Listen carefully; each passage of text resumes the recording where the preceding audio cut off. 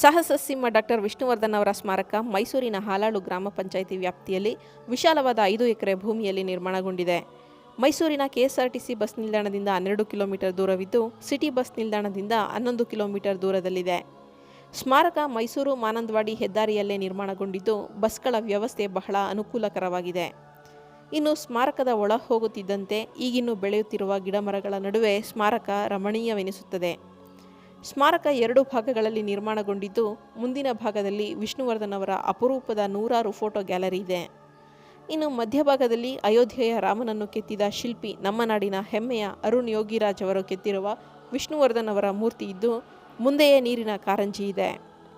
ಇನ್ನು ಹಿಂದಿನ ಭಾಗದಲ್ಲಿ ಆಡಿಟೋರಿಯಂ ಇದ್ದು, ಒಂದೆರಡು ಕ್ಲಾಸ್ ರೂಮ್ಗಳು ಸಹ ಇವೆ. ಇದನ್ನು ಸಾರ್ವಜನಿಕರ ಕಾರ್ಯಕ್ರಮಗಳಿಗೆ ಬಾಡಿಗೆಗೂ ಸಹ ನೀಡಲಾಗುತ್ತದೆ.